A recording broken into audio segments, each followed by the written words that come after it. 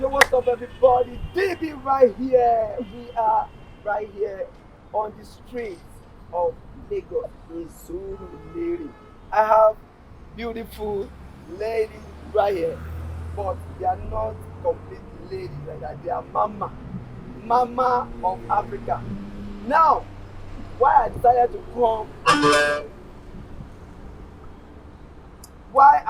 to come in between for women is because of my experience in marital life of every man.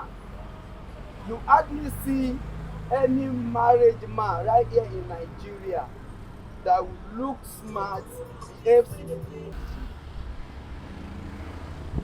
So I've been distracted by something, but what I'm trying to say is Nigeria, you hardly see men, any man whatsoever who will be going with their correct 100% senses. This woman you see around me, they have all the soak. She soak. Shock. What choke? God bless you. What in muwa? Only go do long that I'm I now said, this is Ramadan period. Yeah. I've been praying to God that God Almighty please help me and help every other Nigerian to evacuate all these women for 6 months. Why? So that we can recover what we have lost. Why? We have lost. Why? Why? The reason why I said that is that I want every Nigerian man to have their right senses back. I want every Nigerian man to gain their why you want your right senses? But the sense Nigerian men lọ. Níbo ni sense Nigeria lọ? Ṣọ́gbà lọ ni, ṣọ́gbélé yín lọ́wọ́ ni. Àbí kí ló ṣẹlẹ̀ gangan? Kí ni problem yín? Ẹ̀yin ọkùnrin tó jẹ́ pé ẹ̀yin lẹ stupid nílé ayé. Ẹ rí obìnrin tó dáa, tó jẹ́ pé ẹ gbé sílé. Ẹ tún wá lọ máa fẹ́ stupid kan níta. Ẹ wá ní fi sínúlé yẹn ní fi lọ́kàn balẹ̀. Sínúlé tẹ̀dẹ̀ fi sílẹ̀ yẹn náà. Ẹ ní mọ̀ pé èèyàn kan náà ló máa bá yín manage ẹ̀ tó bá yàgbà tẹ́ bá pàtì. Exactly the point. Tẹ́ bá pàtì. Ẹ̀yin ọkùnrin gangan ló yẹ kó máa pè ní ìkà. Tó bá jẹ́ pé ó possible fún wa láti fún wa ní ìbọn ká máa ní ìbọn ni. A máa yìn nípa yín. Má máa yìn ní lẹ́sẹ̀ lẹ́sẹ̀ ìbọn yìí. Tó ń gbé ìkàlẹ̀ ẹ̀yin ọkùnrin. Ìkàlẹ̀ ẹ̀yin ọkùnrin. In fact, ẹ wò. Most àwọn obìnrin tó jẹ́ pé wọ́n ní BP, wọ́n ní hypertension, wọ́n ní stroke, àtọ̀dọ̀ ẹ̀yin ọkùnrin ló ti wá. You can say that again. Yes, wọ́n fẹ́ pa gbogbo obìnrin. Ẹ ti sọ gbogbo ẹ ti sọ wá di onírọ́, ẹ ti sọ wá di fool. I take one for granted, you know. Ẹjọ ẹni sùúrù mo fẹ́ ṣe ní ara gbogbo yín ló ń gbóná.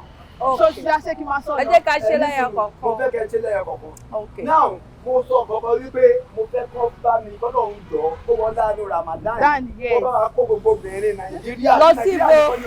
Ìmọ̀ tó bá fẹ́ kó wọn sí pamọ́ for 6 months. Ká lè fi dé strength wa. Why kí ló ṣe strength yín? Now kí ló ṣe yín gangan? Obìnrin kan mi ìmọ̀ kan tó sọ nínú gbogbo yín. Obìnrin kan sọ wípé àwa a máa kú àwọn ọkùnrin máa kú ni tá a bá rí yín fún 6 months nípa máa kú ni. Is it not possible? Ṣé ìlú kù ni? A lè kú. Àwa ní ìlú ayé. Now. Àwa ní ìdùnnú ayé, oyin ayé, sauce, juice, ayé. Bọ̀yẹ̀ tí ń lò jù. Can you do without your Ẹ jẹ́ kí n bẹ̀rẹ̀ wife? látọ̀dọ̀ màdámì. Pàtàkì lóbìnrin, ẹ máa tọ́jú wa. Ló bá rí wa, ẹ ò ní lè sùn. Pàtàkì lóbìnrin, ẹ máa tọ́jú wa. Okay, tá a bá rí a lè sùn. Torí ẹ̀ lọ́lọ́ ṣe ni pé ká lè sùn. Torí tá a bá sùn ìgbà yẹn lórí wa máa pé. Kí ló ṣorí yín gangan? Orí máa Sọ sórí yín lọ ní. Ẹ dúró náà, kí ni obìnrin àbí tọ́lá ẹ ti parí dangan ni. Kí lóbìnrin ṣe fún yín Ẹ jẹ́ gangan? kí n fi lẹ́sàn-án. Yeah. Ní ìgbà tá a bá rí yín, ká sọ pa fẹ́ yín. Ẹ kọ́kọ́ máa access wa. Ẹ máa wò bóyá ọjọ́ iwájú wa sàn. Ó ṣe kó lọ. That's the most important thing. Ẹ bá wá rí pé ọjọ́ iwájú wa sàn tán. Ẹ máa wá kó jẹ́ pé ẹ̀yin nìkan ẹ máa wá dàyà dé báyìí. Ẹ ní jẹ́ kí fámìlì ẹ̀jẹ̀ ń bẹ̀. Ẹ ní jẹ́ ká burú ẹ̀. Even gan. Ṣé báwọn obìnrin lè ń ṣe ni? No, generally. No, it's not Gbogbo obìnrin generally. kọ́. Kò ń ṣe Láyé, it's not generally. Gbogbo obìnrin ṣe Àwọn obìnrin tó wà nílé yín, wọ́n láti family Àwọn background. tí lé mi ni wọ́n dá díẹ̀. Ṣé máa lọ da? Wọ́n dá díẹ̀. ló ti bá sọ pé ó mọ̀ ìjà the best ó máa dàbí pé onírọ́ ni mí. Definitely be that we are standing we are the most best. We are very good looking, we are hardworking, we take care of our husbands, our children. Akẹ́bímọ́ra, akọ́rẹ̀mọ́ra. Wọ́n lè máa sọ pé obìnrin wọ́n jẹ́ kó tọ́jọ́ bí ẹ̀rín rẹ̀ láti ṣe bẹ́ẹ̀ fún yín rí. Now, ọ̀rọ̀ tí mò ń sọ, ẹ̀yin náà mọ̀ pé kì í parọ́. Ẹ parọ́ obìnrin ẹni sùúrù tí a bá approach yín tán ẹ máa wò wá wípé ṣé ọjọ́ iwájú mi ẹ ní sọ pé ṣé ọwọ́ ọjọ́ iwájú tí wájú ọjà ẹ máa ní ṣé ọjọ́ iwájú mi ṣó máa wà benefitable to this person. Now tí ẹ bá ti rí pé there is nothing there ẹ ní dúró rárá ẹ máa pick race ni amọ̀pẹ́ máa ń ṣe yẹn. Now kọ̀kọ́kọ́ ọ̀rọ̀ gbọ̀ngàn ni wípé mi ìfẹ́ ká dúró ẹ̀ too much. Kí ni ìdí tó jẹ́ wípé ẹ kì í fi ọkùnrin lọ́kàn balẹ̀? But ẹ mọ̀ bá ọkùnrin ajẹ́lọ̀ sí ọjọ́ ẹ mọ̀ pa jowú gan. Now ẹ ti wá rí pa jowú ẹ máa wá máa ṣe àwọn ìwà tó jẹ́ wípé ó máa jẹ́ ká máa wé ṣé ọmọ yìí kọ́ ni ọmọ tí mo fẹ́. Bàtí lọ́jọ́ yẹn kò tó ìdí máa ń wà jẹ́ pé ẹ̀yin sọ pé bìbọ̀ ẹ̀yin obìnrin máa ṣe word upon word. Ẹ mọ̀ pé according to Yoruba adage ó ní iṣẹ́ kan kò kí ń déédéé ṣẹ́. Nǹkan tó lè mú obìnrin máa ṣe bẹ́ẹ̀ ó ti ní nǹkan tọkùnrin ṣe. So point tèmi nìyẹn. Okay, ẹ dúró. Ìgbà tó bá yín pé a wà lọ́nà à ń court. Ó ní bẹ́yìn ọkùnrin bẹ́ẹ̀ ṣe máa ń pampa bẹ́ẹ̀ ṣe máa ṣe wá dáadáa ṣùgbọ́n tó bá jẹ́ pé a ti wà nínú ilé a ti di Mrs. Kinní kan yẹn ẹ máa àbúrò wa ẹ máa ń ṣe bí ẹni tó jẹ́ pé kò sọpọlọ yín yẹn lórí yín yẹn mọ́ pé kò ń ṣọpọlọ tẹ́ fi bá wa sọ̀rọ̀ lálàkọ̀ọ́kọ́ yẹn ló wà bẹ́ẹ̀ lẹ́gbẹ̀ẹ́. Ẹ ṣe bí wọ́n ti change boat orí yín bí ẹni tó jẹ́ pé bẹ́ẹ̀ náà ṣé a ti ṣá ni àbá àdámọ́ ni àbí kí làwọn ṣe mọ́ ni àbí sex Kinní wa ni ó lò ni. Náà ẹ jẹ́ mi lọ́kọ̀ fún iṣẹ́ rí obìnrin. Okay. You are always good. But ẹ má expect nǹkan tí ò yẹ kẹ́ expect. Ẹ má ti expect jù. Tẹ bá ń gbọ́ wípé náà ọkùnrin lélẹ́yìí mo èmi ni mo rí ó bí gbèjà explore somewhere. Ẹ tún máa wá bẹ̀rẹ̀ pé do you love me? Must you ask? Ẹ ó láti bẹ̀rẹ̀. Must you ask? Ìfẹ́ orí àwọn wà. Èèyàn gbé yín sílé. Ó gbé sílé kò ní ìkọ̀kọ̀ ọ̀bẹ 100. Ẹ rí kókó ọ̀rọ̀ tí mo fẹ́ sọ ní wípé mo fẹ́ bẹ̀ yín mo mọ̀ pé for you to have good looking like ó bí pé ọkọ yín gbìyànjú ọjà yìí ọkọ yín gbìyànjú nílé ayé ní Ọlọ́run jọ please help me bless their husband each Amen. Help me bless their husband give their husband the agbára tó make ẹ ní king yẹn láti continue láti máa jẹ́ king forever. Amen. Má jẹ́ káwọn obìnrin yìí wọ́n ní agbára lórí ọkọ wọn. Torí wọ́n ṣe gbà yẹn wọ́n láì kó wà ìjáde wọ́n máa fẹ́ báyìí lórí ọkọ wọn. Wọ́n mọ̀ gbóbìnrin làwọn àwọn ò ní ráì láti fẹ́ lórí ọkọ wọn and that's my prayer for them. Amen. Thank you. Yes. Now láti èyí lọ ẹ fi ọkọ yín lọ́kàn balẹ̀. Kóun náà fi wá lọ́kàn balẹ̀. Káwọn ọkọ wa náà fi wá lọ́kàn balẹ̀.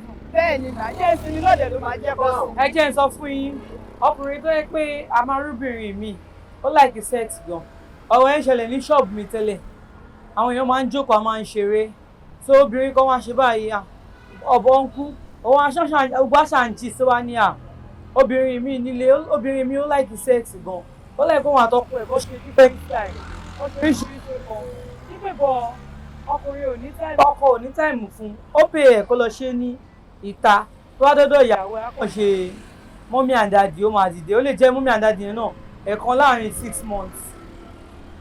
Máàní yẹn wá ní ṣé tòótọ́ nìkan tó ń sọ yìí obìnrin yẹn wá ní máàní yẹn wá ní òun máa lọ try ẹ̀ ní ilé lẹ́yìn láti di lọ́la òun máa sọ fún ọ̀rẹ́ ẹ̀ nǹkan tó bá ṣẹlẹ̀ rí sọ́tì tóun bá rí tó máa ń dọ́jọ́ kejì báyìí èmi lọkùnrin yẹn ẹ pé ṣé mo lè bóun kọ́ lọ́rẹ́ mi ẹ̀ kó wa mo ní kí ló dé mi ti dàgbé pọ́njọ sọ̀rọ̀ lánàá pé gbogbo wa ń sọ̀rọ̀ ó wá ní àìkọ́ tó sọ lọ́nà tòótọ́ ni o tòótọ́ ni mo ní tòótọ́ ni kí ni kí lè ṣe ìgbàtẹ́délé kò tiẹ̀ wá dé mi lò bọ̀tọ̀tọ̀ nìyẹn mi ní láti máa béèrè ó ti yé mi bẹ́ẹ̀ yẹn bẹ́ẹ̀ táwọn ọkùnrin náà ṣe máa ń ṣe bí ẹran bẹ́ẹ̀ yẹn ẹ máa fi ìyàwó yín sílẹ̀ nílé nǹkan tó ní ìdẹ̀ nílé fún.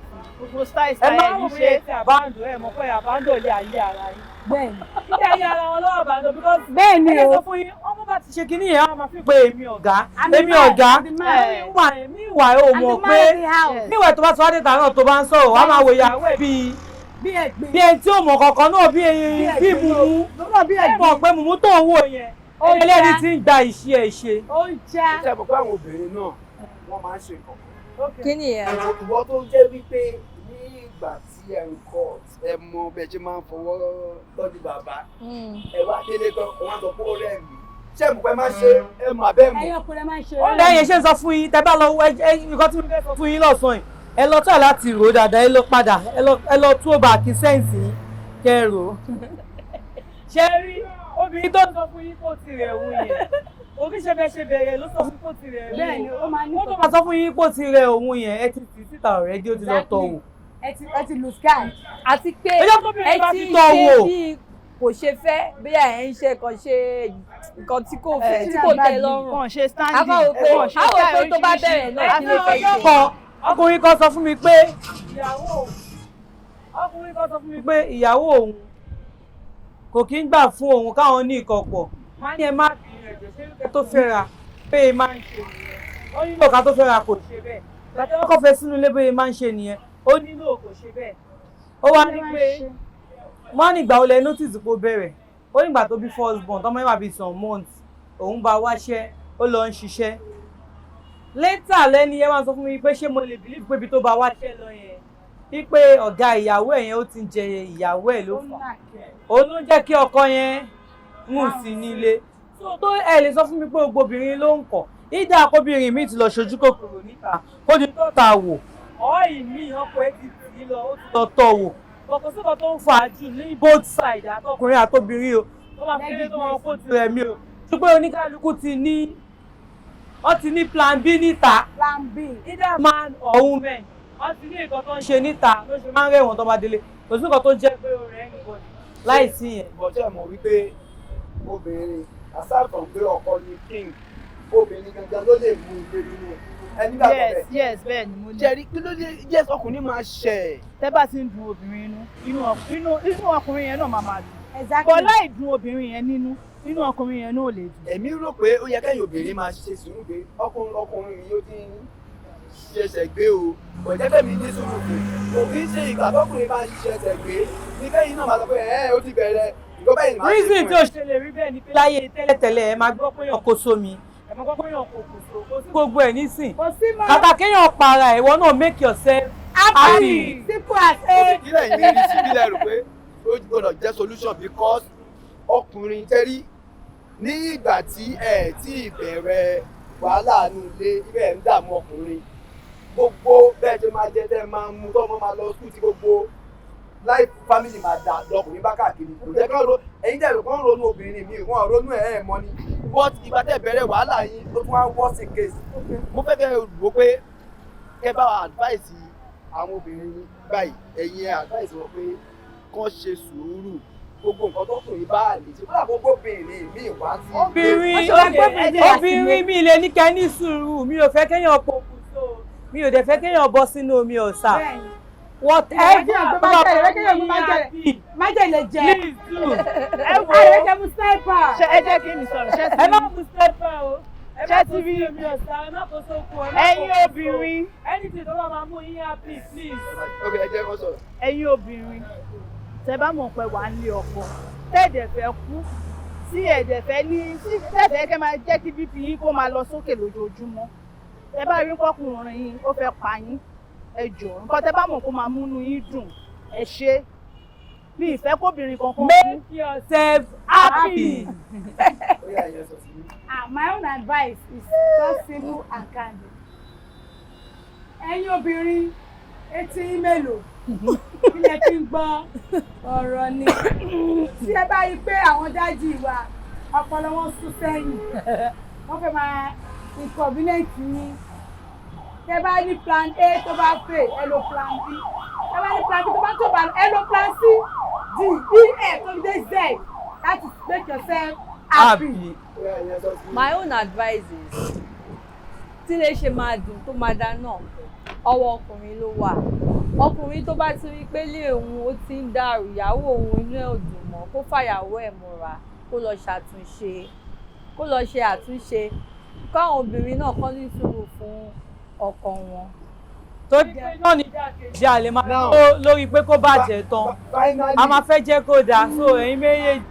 ẹ come together and make things work. tó tẹ́yìn ọkùnrin ẹ máa dún obìnrin nínú ẹgbẹ́ ìyàwó yín jáde àwọn obìnrin a máa nìdí kí ẹ̀ ẹgbẹ́ jáde I need pampering. ẹ pamper I like baby girl treatment. ó ṣe ń pẹ̀kọ́ máa dé sínú ilé bí amáròrò ìyàwó lé amáròrò kiri. Imagine. Ok, kí lẹ fẹ́ kọ́kùnrin ṣe fún yín? òun náà lágbó ẹgbẹ́ jáde ká máa gbé yín jáde. Baby girl treatment. Ṣé ẹ fẹ́ ká ná owó tá a máa fi kọ́lé lọ́jọ́ iwájú ká fi jẹ? Owó tẹ máa fi kọ́lé ẹ̀ ní fi jáde. Owó tẹ máa fi kọ́lé ẹ̀ ní fi ronú. Ọlọ́run ló ń kọ́lé fún yàn. Ó jẹ́ dandan. Dandan Ó wà lára àwọn tó máa jẹ́ kí obìnrin dùn. ó máa jẹ́ kí obìnrin dùn. Okay, try it this weekend. Ẹ mọ̀ pé plan ẹ̀ tẹ́lẹ̀ fẹ́ gbéyàwó yín jáde. Ẹ mọ̀ pé má sọ sílẹ̀. Sunday. Ṣẹ́gbẹ́ kan Sunday tẹ́ bá délé ṣe anyway I will be taking you out on Sunday. Kẹ́wàá wo reaction. Ẹ bọ̀ ẹ̀yin òwe yín obìnrin yìí náà ẹ̀ ní tẹ́lọ́rùn. Bàbá gbé yín jáde kan náà. Ẹ máa ní ṣé mo sọ pé mo fẹ́ cheeseburger. Ẹ sì gbé lọ náà. tẹ bá débẹ̀ òun ló máa ọ̀dà ibi tẹ bá lọ. Tó bá ọ̀dà kan bá gbára mi ò ká kọ́. kò yẹ kí gbogbo àwọn yín ò kà. ó sì jẹ́ tébù wọ́tà lẹ́ra fún tẹ bá gbé jáde nínú àdùn. Bàtẹ́ ìsọ pé gbé jáde sẹ́yìn ò lè gbé wa jáde ni. Why not? ṣé yarọ ni. Why not? Tẹ́ bá ti deserve it. No, a lè gbé yín jáde. Bye. Ẹ máa tẹ̀lé tuntun. Tó bá yẹ pé lóòótọ́ ẹ̀yin láìkì ọkọ yín for 1 month straight ẹ kọ́kọ́ gbé wa jáde. Ṣé ti rí? àwọn kò lè máa bèrè. ìkọjá máa ń sọ nìyẹn. Bẹ́ẹ̀ ṣe dá lérú nìyẹn. Yes, ẹ wà selfish now. Ẹ̀yin lè lọ ní ọmọ ẹ mọ̀ pé mo ti sọ. ẹ máa stingy gan. Ẹ mọ̀ pé mo ti sọ. Ok, akùnrin ilé bá wà kẹgbẹ́ jọ àwọn olórí ilé yẹn kẹgbẹ́ sórí àfihàn báwà yẹn. So now God Almighty we are begging you. Ẹ mọ̀ pé power yẹn ní sùúrù. Ẹ̀yin lè máa bẹ̀rẹ̀ sí ní fọwọ́ nílé.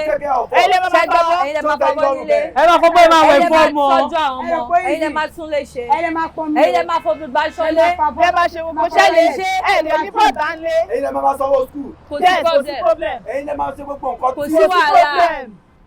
ẹ sure. Kò sí Bẹ́ẹ̀ ni ẹ lè máa wàhálà. lọ sọ́jà ẹ máa sọ̀rọ̀. Now we are going to keep our eyes on them.